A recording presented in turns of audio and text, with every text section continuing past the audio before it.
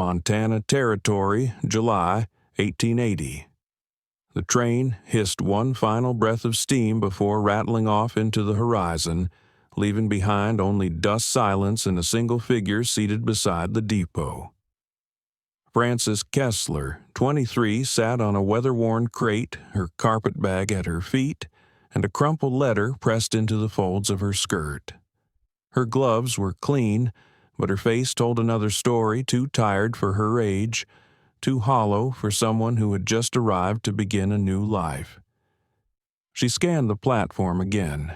No sign of him. The letter had promised, "I will meet you myself. Look for a tall man in a brown hat by the station wall. You'll know me by my boots black with silver toes. Signed Everett Collins, her fiancé, her future." But there was no tall man, no silver boots, just a freight clerk hauling crates, a boy with a broom, and the station agent who looked at her like a stray too stubborn to leave. The sun pressed down hot and hard. Her corset bit into her ribs. She hadn't eaten since the night before. But still, she stayed seated. To stand would be to admit she had nowhere to go. If she stayed still long enough, maybe someone might still come. She smoothed the letter again. The date, 2 months old. Had he changed his mind? I'd found someone else. A throat cleared. The station agent called out, "Ma'am, you waitin' on someone?" Frances lifted her chin. "Yes, sir. My fiancé." The man gave her a look, part sympathy, part apology. "Ain't no more trains till tomorrow." Then he turned and walked away. The platform emptied. The depot doors locked. The sky began to shift. Still, she stayed. Alone, waiting. She had left everything behind in Kansas City. Her job, her room at the boarding house, even her sister. She'd sold her mother's locket just to afford the ticket. She had believed the promises in the letter. She had believed she was wanted. Now she was just another forgotten soul on a platform in a place that didn't know her name. But she wasn't ready to give up. Not yet. 15 miles west of the depot, Wyatt Ellison yanked the reins of his horse and stared at the busted wagon wheel with a curse on his lips and frustration in his chest. The wheel had split clean through after a hidden rut near the creek, crossing splinters jutting like ribs. He crouched beside it, wiping sweat from his brow with a dust-blackened sleeve. "Damn it, Everett," he muttered. If his cousin hadn't taken sick last week, fevered coughing blood, barely able to breathe, Wyatt wouldn't be here at all. But lying in a bed, and Helena Everett had gripped Wyatt's arm with desperate strength and rasped, "She's expecting someone. Go in my place. Explain. Make sure she's safe." Wyatt hadn't liked it. He didn't believe in stepping into another man's shoes, let alone to clean up after a broken promise. But he agreed. Because it was the decent thing to do. Because Everett was family. Because someone had to show up. He had planned to reach the station by noon. Now the sun was dropping fast behind the hills, and the busted spare wheel meant there'd be no fix in the wagon any time soon. He muttered another curse, louder this time, and turned to his horse. We ride. Back at the station, dusk had painted the sky in the bruised purples. Frances sat wrapped in her shawl, the platform long since emptied. The depot was locked. No voices, no hope. Then she heard hooves. A man rode in tall, broad-shouldered trail-worn. His boots were plain and his hat was gray, not brown. But his eyes were kind. He dismounted slowly, hat in hand. "Miss Kessler," he asked, voice low like gravel smoothed by time. She stood, startled, wary. "Yes, I'm Wyatt Ellison," he said. "Everett's cousin. He's taken ill. I came in his place. I'm sorry I'm late. The wagon didn't make it." She stared at him, waiting for the rest. "He's not coming," Wyatt said gently. "He thought it was better you knew." Frances blinked hard, every piece of her trying not to shatter. I came to explain, and to make sure you're safe." She didn't know whether to cry, curse, or walk away, but something in his tone, honest, steady, regretful, held her there. And in that quiet moment, the man who wasn't supposed to be part of her story became the first one who didn't lie. The lamplight from the depot office had long gone dark when Frances stood alone beneath the wide Montana sky arms tight around her shawl. The man before her wasn't the one she had crossed 1,000 miles for. His name wasn't Everett. His boots had no silver toes. His promise hadn't been written in ink. Wyatt Ellison stood a few steps away, tall and quiet dust clinging to his coat like he belonged to the land itself. He held his hat in his hands, not out of politeness, but out of respect or maybe guilt. Frances kept her voice low, brittle as glass. "So, he sent you." Wyatt nodded once, solemn. "Yes, ma'am. I wouldn't have let you wait if I could help it." She looked past him toward the now empty tracks. "He promised he'd be here." "I know." Her throat tightened, but she refused to let tears rise. She'd already given Everett her trust. She wouldn't give this stranger her pain. "Do you have a place to stay?" Wyatt asked carefully. She lifted her chin. "I have $2. He hesitated, then said, "There's a boarding inn up the road. I'll cover the cost." Her eyes narrowed. "I don't take charity." He met her gaze without flinching. "Then call it a debt for wasting your time." Silence fell between them like snow. Frances considered walking off anywhere nowhere, but her legs ached and her pride had already taken enough bruising for one day. Finally, she gave a single reluctant nod. "I'll walk you there," Wyatt offered, keeping a respectful distance. They moved down the dirt road together, his horse trailing behind their footsteps, echoing against the wooden planks of the town. They didn't speak. There was too much to say and too much not to. At the inn, Wyatt paid for 3 nights without blinking, then turned to leave with nothing more than a quiet, "Good night, Miss Kessler," and a tip of his hat. Frances stood by the upstairs window, watching him disappear into the darkness. He hadn't tried to charm her. He hadn't made excuses. He hadn't offered false hope. But he had stood firm without flinching in the face of her disappointment. And that counted for something. The morning broke slow and gold through the narrow window pane of the boarding room, casting slanted light across Frances's face. She stood at the wash basin, fingers cold, brushing the creases from her one clean collar. The night had passed without sleep, but not without thought.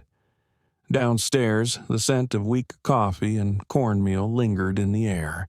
Frances ate in silence, eyes fixed on the lace edge of the tablecloth. She had no plan, no map, only the memory of a promise and the bitter knowledge that the man who made it had never shown up. Then the door creaked. Wyatt entered, dust on his boot shirt, damp from the pump out back. He paused when he saw her hat in hand. "I hoped you'd still be here," he said softly. Frances folded her napkin, steady but guarded. "I have nowhere else." He waited for her nod before sitting across from her. "I checked the wagon," he said.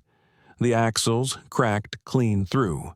I'll have to get a new one from Red Lodge. Could take a week." She looked him in the eye. "Why are you telling me this?" Wyatt leaned forward just a little but never crossed her space. "Because I'm riding out to the homestead this afternoon, the one Everett mentioned. I can bring back supplies, maybe fix it up, set aside a space for you if you don't want to stay here in town." Frances didn't answer right away. Her fingers curled around the edge of her napkin. "I was promised a place there," she said finally. "Yes, ma'am, and I intend to see that promise kept." She studied him not for charm, but for truth. Then she stood smoothing the folds of her skirt. "I'll come with you," she said. His brow rose slightly. "To the homestead I can ride," she said, "and I won't be left behind again." Wyatt stood 2 slower this time. "All right." By mid-morning, they rode out together, Frances on a borrowed mare, her posture straight, her jaw set. Wyatt adjusted the stirrups for her without a word, then handed her the reins with a quiet nod. The trail stretched wide and open ahead of them. She wasn't chasing anyone this time. She was claiming what was hers.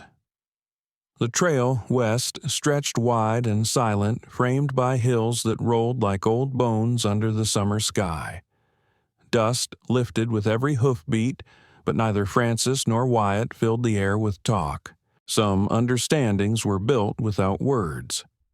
By midday, they reached a narrow stream winding through a grove of cottonwoods.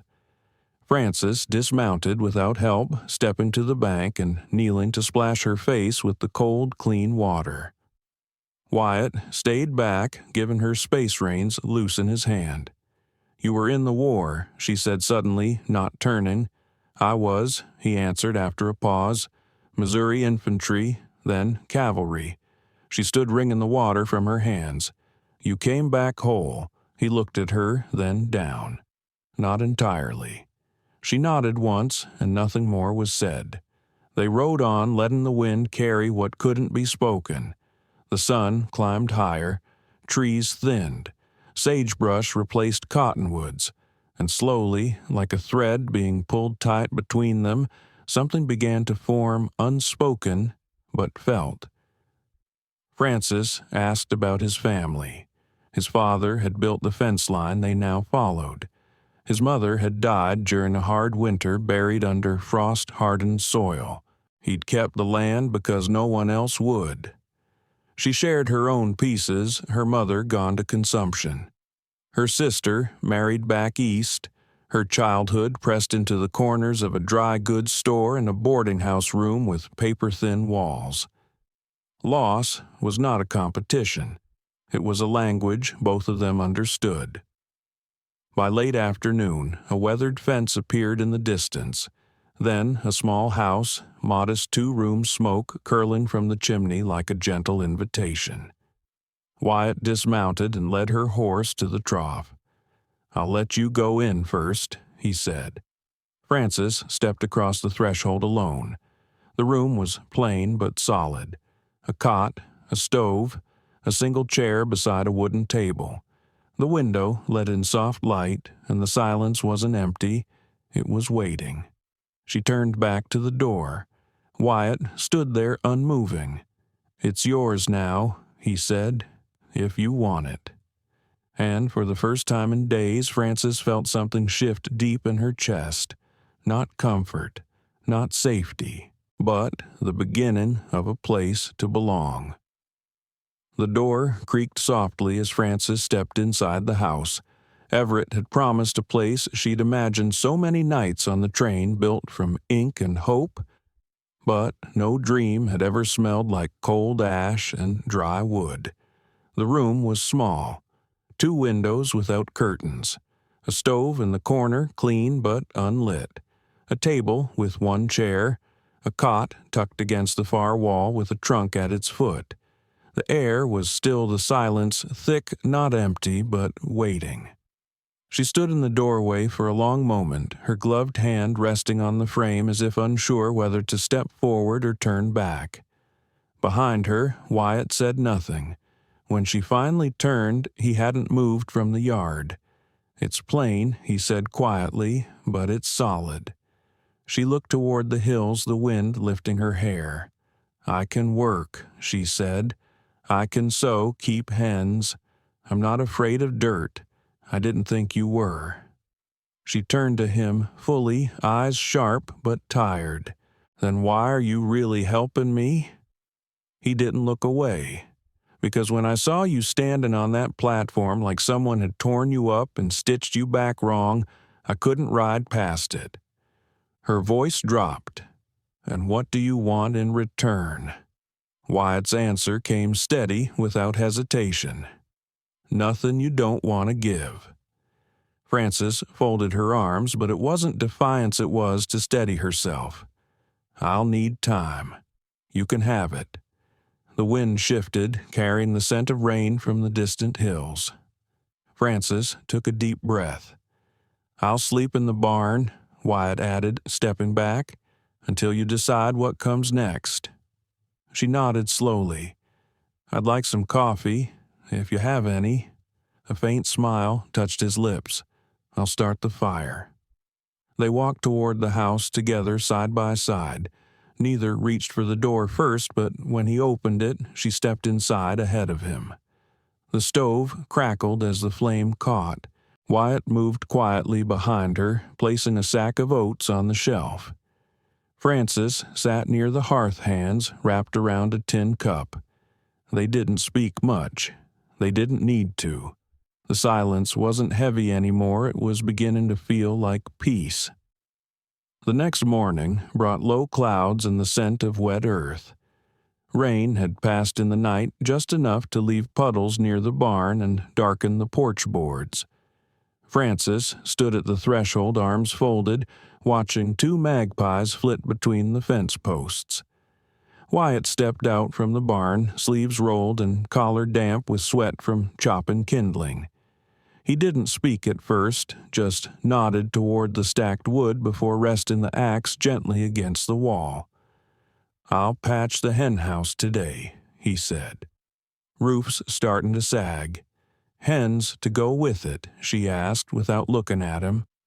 Not yet, but I figured if the roof's solid, maybe you'd want some. Frances gave a small nod but stayed still. She was still adjusting to the quiet, to the space, to being seen, without being judged. Later, she asked for something useful to do. Wyatt led her to the shed. It leaned westward door, hanging by a single hinge. Inside, tools were scattered like forgotten thoughts, tangled rope, rusted blades, cracked buckets. Frances rolled up her sleeves and got to work. She sorted nails from wire lanterns from junk, saving what could be mended, discarding what could not. You keep everything you've ever touched, she muttered. Wyatt chuckled from the doorway.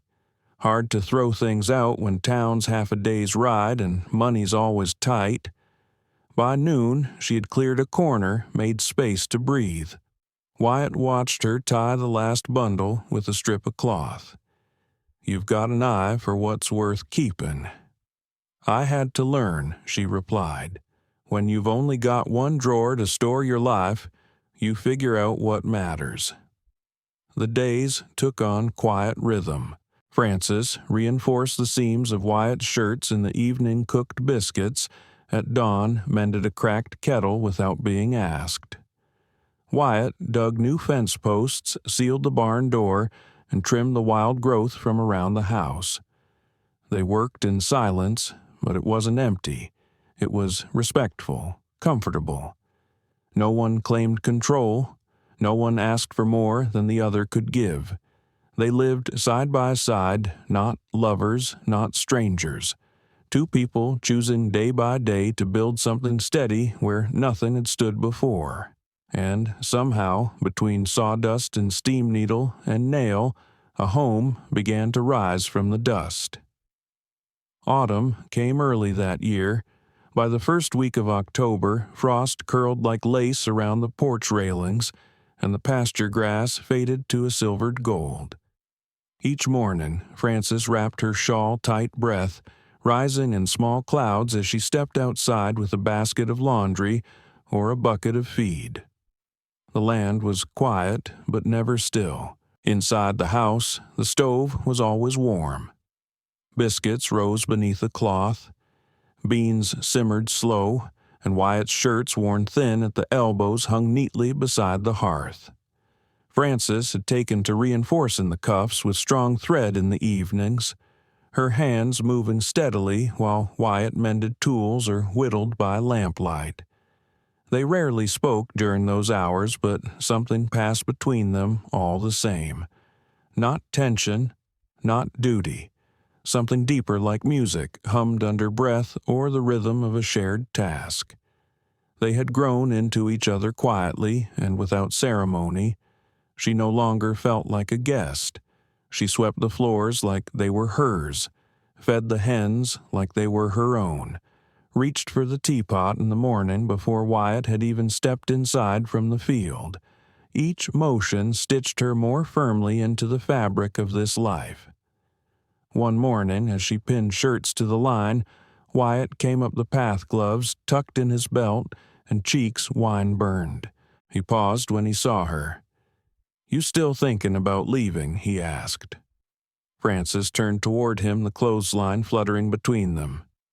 "I did, at first, and now I wake before the sun. I tend a stove I didn't build, feed hens I didn't buy, sleep in a bed that still creaks under my weight." She placed the last clothespin. "But I don't feel like I'm borrowing any more." Wyatt didn't smile. He just nodded once. "You're not." They stood like that for a long moment. Nothing loud, nothing grand. Just a quiet truth hanging in the cold morning air. She hadn't come here for love, and he hadn't offered it like a bargain. But somewhere between the hammering of fence posts and the boiling of beans, between silence and small glances, it had found them anyway. The wind carried the sharp bite of November across the hills, rustling the last dry leaves clinging to the cottonwoods. Inside the house was warm biscuits on the rise fire, low and steady. Frances had just finished stitching a new patch into one of Wyatt's shirts when he stepped in from the porch, envelope in hand. She glanced up. His expression told her everything before he even spoke. "Letter came from Butte," he said quietly. "From Everett." Frances paused, the needle still between her fingers. "He's back on his feet," Wyatt continued. "Staying with his cousin. Said to thank me for stepping in. Asked after you." Frances dusted her hands on her apron and looked at Wyatt fully. "Did you write him back?" "Not yet. Don't tell him anything more than he needs to know," she said. Wyatt nodded. "I won't." They didn't speak for a while after that. The fire cracked. Outside, the wind rattled a loose shutter. Frances turned back to the mending basket, but her hands stilled. "I dreamed about the depot again," she said softly, standing there alone, that sick feeling in my chest, like I'd been erased. Wyatt stepped closer, his voice low. "You're not forgotten." She looked up at him. "I made a choice, Wyatt. I'm not waiting for someone who never showed. I'm not going back to a name that never made room for me." He didn't try to change her mind. He never had, and that's why she trusted him. She reached out fingers, grazing his wrist. "You didn't make promises you couldn't keep. I only offered what I could carry." She smiled, then, tired but true. "That's all I ever wanted." Later, as Wyatt added more wood to the fire and Frances folded away the last of the mending, the envelope still sat untouched on the mantel. Not forgotten, but no longer needed. Everett might have written the invitation, but Frances had written the ending, and it didn't belong to him anymore. Snow came early that winter, blanketing the hills in soft white silence. The mornings were slower now, wrapped in steam from the kettle and the low crackle of the stove. Frances moved through the house with quiet purpose, tending dough, folding linens, mending what needed care. But something inside her had begun to stir, a quiet hope, fragile but steady. One evening, as the wind sighed through the eaves and shadows deepened across the wooden floor, she set her sewing aside and looked across the room at Wyatt. He was smoothing the edge of a cedar block, shaping it into something small, delicate. A toy, maybe. Her voice was soft but sure. "Can I ask you something?" Wyatt looked up, his eyes steady. "Anything." If I asked you to build another room onto the house?" She hesitated, her fingers knotted together, one with space for a cradle beside the stove. "Would you do it?" Wyatt didn't answer at once. He set the carving down, brushed sawdust from his hands, and stood. The firelight caught the edge of his face as he crossed the room. "I already drew the plans," he said. Frances let out a breath. She hadn't realized she was holding a sound that ended in a laugh, quiet and bright, like something finally breaking free. She stepped forward and placed her forehead against his chest. His arms came around her gently, like he was holding something both precious and strong. "I never thought I'd be needed like this," she whispered. Wyatt kissed the top of her head, his voice barely more than breath. "You're not just needed. You're home."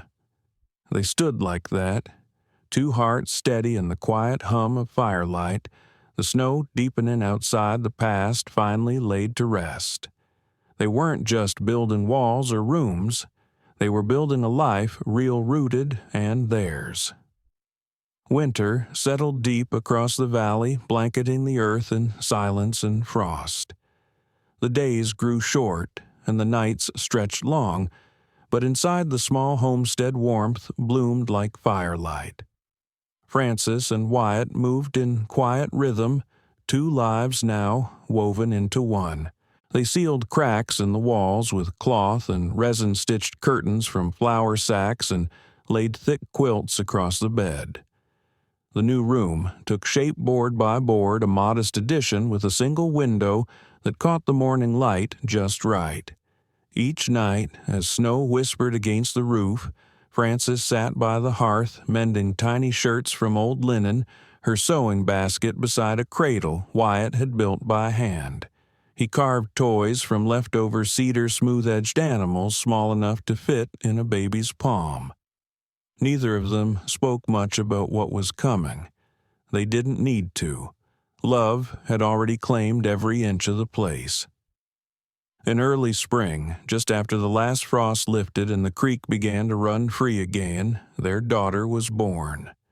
The labor was long, but Frances bore it without complaint, her hand gripping Wyatt's, until dawn broke across the ridgeline.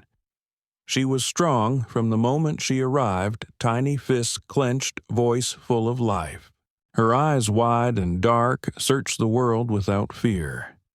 They named her Lily, after the wildflowers that bloomed along the stream when the snow gave way to green. That first night, Frances held her close, swaying gently near the fire. Wyatt sat beside the bed, his hand resting on her knee, watching mother and child as though afraid to blink. "I never thought I'd feel this," she whispered. "This needed, this whole." Wyatt leaned in, brushing her temple with his lips. "You were never missing pieces," he said. "You just needed the right place to root." Outside, the wind moved gently through the budding trees, and inside, in the house they built with patience, courage, and care, a family began its quiet forever. Not every journey ends where it begins. Frances arrived in Montana with a name on paper and a heart full of hope, a letter in her pocket, a man's promise scrawled in ink. But promises can fade, names can vanish, and hope, it can hollow out when left waiting too long on a wooden platform. What she found instead was not what she'd been told, but what she truly needed. A man who didn't arrive with grand declarations, only quiet presence. A stranger who offered no sweet words, just steady hands and honest eyes. Wyatt never promised love. He built it one fence post, one fire, one shared silence at a time. Their story wasn't born in romance. It was forged in hard work and unspoken respect in the decision to stay and try again. Day by day, act by act, they turned an empty house into a living home. One where the floorboards held their laughter, where the walls sheltered more than just two bodies from the cold. They learned what matters isn't who makes the promise. It's who shows up, who stays, who builds beside you when the snow falls heavy and the road behind you has vanished. Frances had once felt like a guest in someone else's life, a freeloader, a burden. Now she stood at the door of a home she helped raise her daughter in her arms, her hands calloused from a life she chose. She was no longer surviving. She was rooted, because love, real love, isn't offered with a flourish or sealed with a vow. It's planted, tended, grown with patience, earned with time. And sometimes, if you're brave enough to stay when all you want is to run, a stranger becomes family. Not by blood, not by name, but by choosing you every single day.